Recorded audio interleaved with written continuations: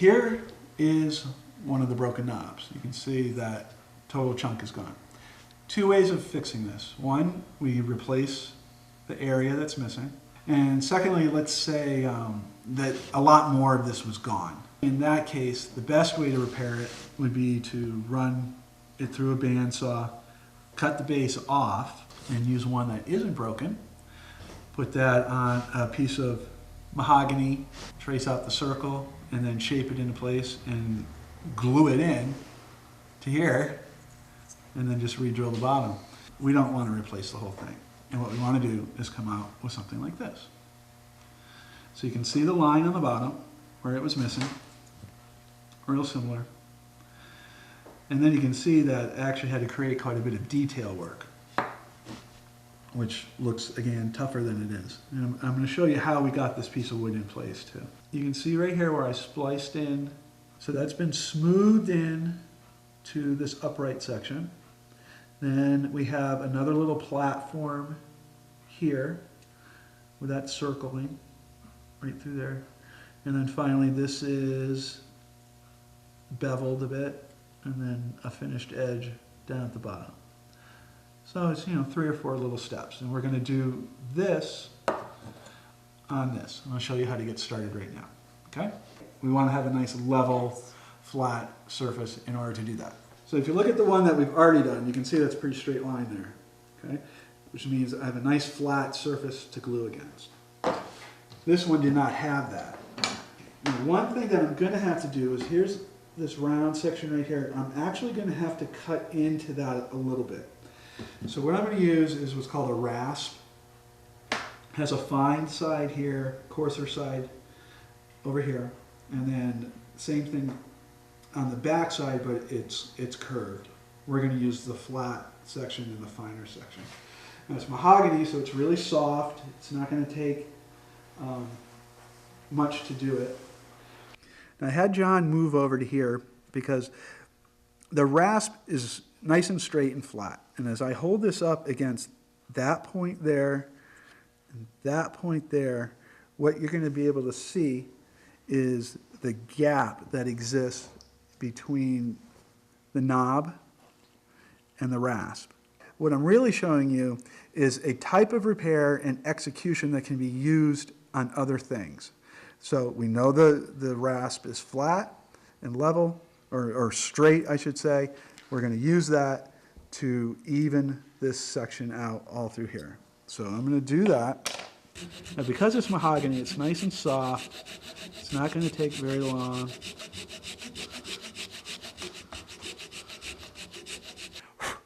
Okay, you can see that we're getting there. You can see that one little gap right there. Pretty good. I'm going to go just a little bit more.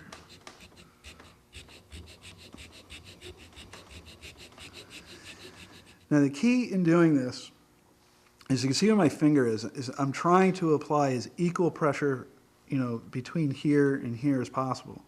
If I lean in any particular direction, whether it's in towards the knob, away from the knob, one side or the other, that's how it's going to wear.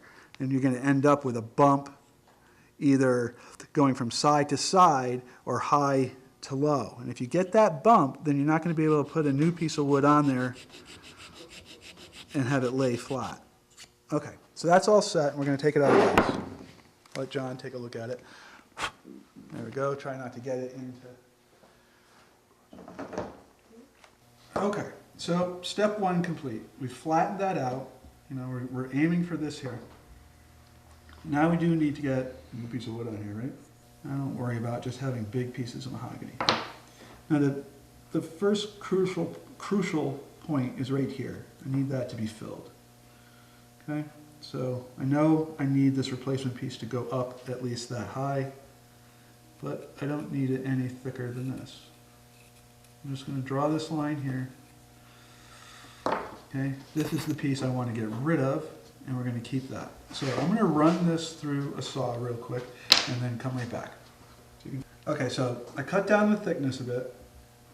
Now I'm just going to do some adjusting.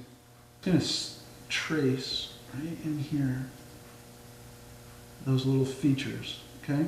And those features are actually real important because it's going to help be points of reference for eliminating some bulk material. So when we do the final shaping, we don't have a whole bunch to remove.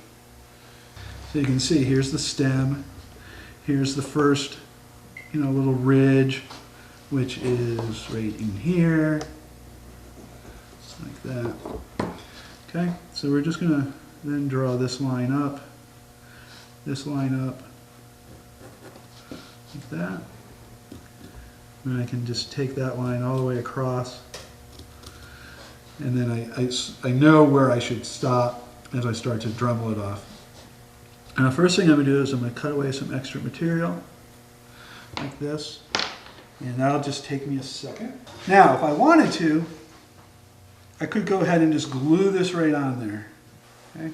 It's perfect, no problem, just glue it on. So basically what I'm going to do is I am going to just go ahead and glue it on. I could take some excess out of here.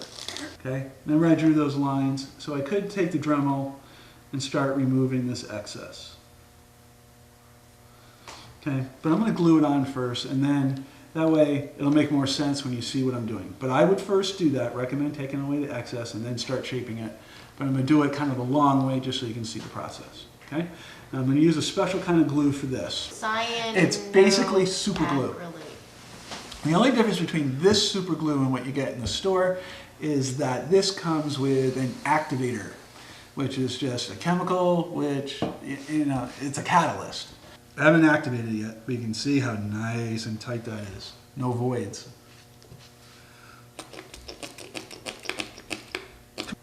Okay, great. Now we want this to look like that. Like we talked about, you can see how much there is to remove.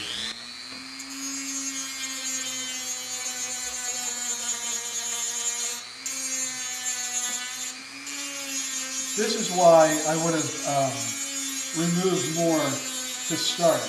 Okay, so you can see over time I would start to wear that down. Then what we would do is take one of the knobs that's already the right size. Just trace it around there. Okay. That lets you know, like, there's your reference. Now it's round. Use the hand sander to get this flat and level. The edge of the Dremel will cut just like a knife.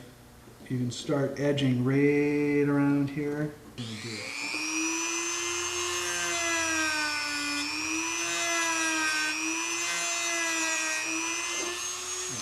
I just used the edge of that, and you can see that's curved. So when I got in closer, I would use this smaller bit here, because then it's not going to hit up against the bottom of the knob. This one's a lot bigger. So once I get in there, I can start edging that line all the way around, and that's going to give me that little inside circle. And then I can go back to the coarser one to start putting in my angle here. All I'm doing is wearing away the wood, carving it off all the way around. And as we do that, believe it or not, you will get to this stage here. Now, one other little detail is you can see how that's curved in here.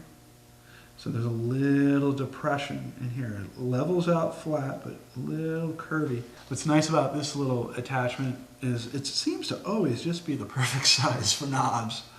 Okay, so as I get that in there, not only do I get that little bit of depression that's in the bottom of the circle, but I can also match it up with that inside stem.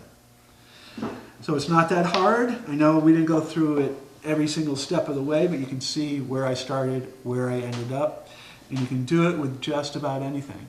A corner out of a desk, out of a chair, out of a cloth foot. If you create a flat surface where you can get a good bond of glue and a piece of wood in, and do it in such a way that you don't have any visible voids on the joint, then all you got to do is just carve it into place. So, thanks a lot, and we'll see you later.